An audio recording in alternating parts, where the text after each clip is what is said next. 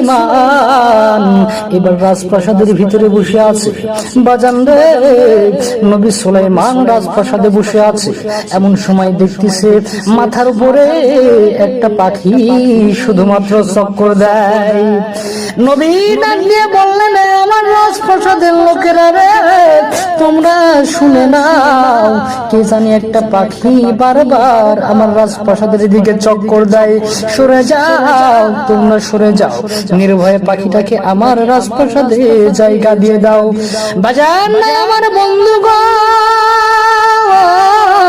এইবার পাখিটা আস্তে কইয়া নবী সুলাইমানের দরবারে যখন নেমে যায়, নবী সুলাইমান ডাক দিয়ে বলল, পাখি রে, আমার কাছে কি তোমার কোনো দরকার আসেনি?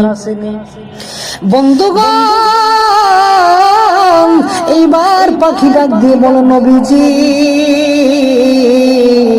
আসসালামু আলাইকুম ইয়া সুলাইমান, আল্লাহর হাবিব সুলাইমান আপনাকে সালাম জানিয়ে দি।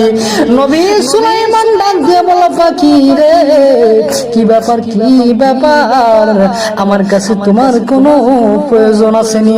পাখি ডাক দিয়ে বলল, নবীজি আমি আপনার রাজপ্রাসাদের পূর্ব কর্নারে একটা গাছ রয়েছে, আল্লাহর পয়গম্বর এই গাছের উপরে আমি থাকি, আর আমার গাছের উপরে আমার বাসা রয়েছে, আর এই বাসার ভিতরে আমার ডিম রয়েছে। আল্লাহর পয়গম্বর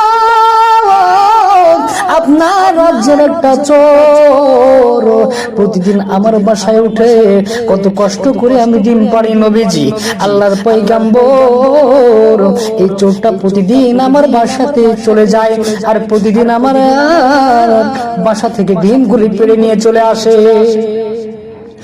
আমার বন্ধুগণ, নবী সুলাইমান ডাক দিয়ে বলল, এ জিনেরা শুনে নাও, তোমাদের দায়িত্ব থাকলো, এই চোরটাকে যখন তোমরা এই পাখির বাসাটাকে পাহারা দিবা, যখন এই চোরটাকে পাবা, সঙ্গে সঙ্গে আমি নবী সুলাইমান আমার রাজত্বে চোরটাকে এনে হাজির করবা।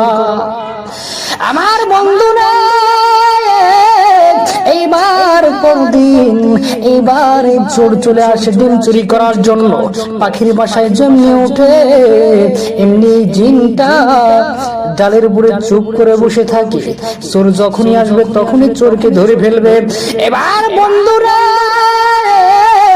এইবার একটা ভিক্ষুক এই গাছের নিচে যাচ্ছিল, যাইতে যাইতে এই চোরকে ডাক দিয়ে বলল, বাবারে, আমি 2 দিন থেকে কোনো কিছু খাই নাই, আমারে কিছু দান করো।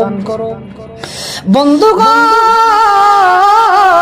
এইবারে চোর পকেট থেকে কিছু টাকা পয়সা বের করে ভিক্ষুকটার হাতে দেয়, আর ভিক্ষুকটা সঙ্গে সঙ্গে সেই জায়গা থেকে চলে যায়। এইবারে চোর যখন পাখির বাসায় উঠে ডিম চুরি করে নিয়ে আসে, এ বন্ধু, তখন তো এই জিন নবী সুলাইমানের দাসী জিন তো নড়তে পারে না। এইবার এই জিন চুপ করে গাছের উপরে বসে থাকে, একেবারে অবসয়া প্যারালাইসিস রোগীর মতো। আমার বন্ধুগণ, এইবারে চোর নড়তে পারে না। পাখিটা আস্তে করিয়া কাঁদতে কাঁদতে চোখের পানি ফেলে আবার নবী সুলাইমানের দরবারে হাজির হয়ে যায়। ও নবী, আপনার এই রাজপেয়াদা এই জিন তো কিছুই করতে পারেনি, আজ আবার আমার বাসা থেকে ডিম চুরি হয়ে গিয়েছে। এ বন্ধুরে, এইবার নবী সুলাইমান অন্য জিনদের অর্ডার করলো, যাও যাও যাও, ওই জিনের বাদশা তাইতালাউসকে ধরে নিয়ে আসো। কি জন্য আমার কমান্ডকে ফলো করেনি? ও বন্ধুগণ, এইবারে জিনের বাদশাকে ধরে নিয়ে আসা হলো। জিনের বাদশা ডাক দিয়ে বলে, পয়গম্বর, আমি যখন চোরটাকে ধরতে যাব, কেন জানি মনে হলো আমার হাত পাকে যেন গাছের সাথে বেঁধে রেখেছে, আমি তো আর নড়তে চড়তে পারি নাই, আর এই জন্য আমরা তো কখনো চোরটাকে ধরতে পারিনি। আমার বন্ধুগণ, এইবার নবী সুলাইমান এবার জিনের বাদশাকে শাস্তি দেওয়ার জন্য চলে যায়। আল্লাহ ডাক দিয়ে বলেন, জিব্রাইল রে, যাও যাও যাও, আমার নবী সুলাইমান জিনটাকে যেন শাস্তি দিতে না পারে। আর